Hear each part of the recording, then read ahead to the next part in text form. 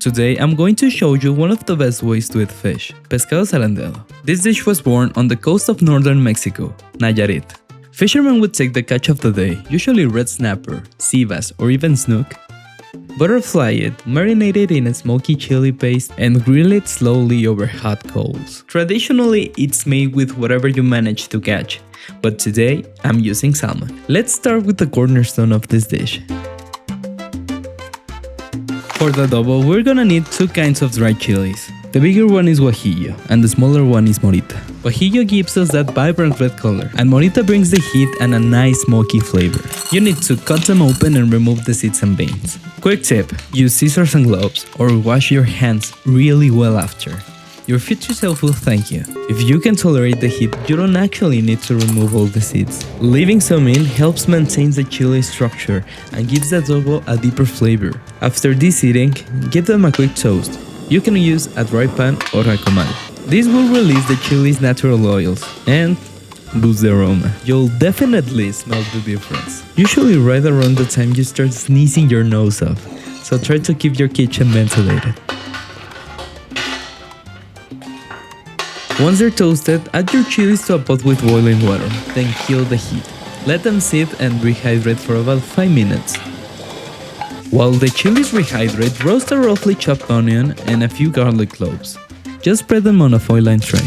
Drizzle with a little olive oil and a pinch of salt. Roast them in the oven at 375 Fahrenheit or 190 Celsius for 15 to 20 minutes or until they soften and start to get a little color.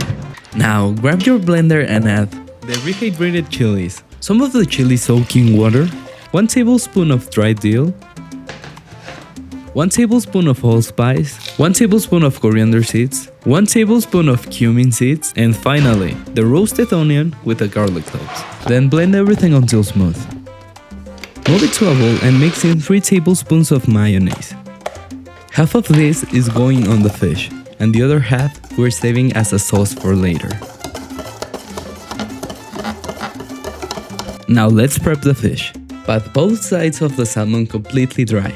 Then give the flesh side a light initial brush of the marinade. It doesn't need to be heavy. We'll build more flavor on the grill. For this recipe you'll need a fish basket. Place the salmon inside and make sure it's sitting flat and supported. This basket is what's going to help us flip the fish without tearing it apart on the grill. Now it's time to get it on the grill. Lay the basket over the coals and let the heat start doing its thing. Once it's on the grill, start basting the fish more generously. The process looks like this. Baste the flesh. Let the direct heat seal that marinade in. Then flip it so the skin side is down. The goal is to lock in all the flavor into the flesh, while doing most of the actual cooking on the skin. Just a heads up, with this technique, the skin is really there to act as a protective shield. It takes all the heat, keeping the salmon juicy, but it does end up mostly inedible. The name pescado zarandeado comes from the way it's cooked.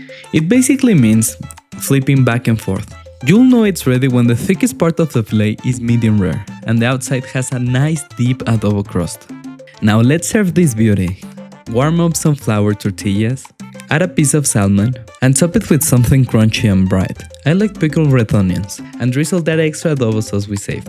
And that's it, enjoy! Pescado zarandeado. Honestly, one of the best ways to eat fish.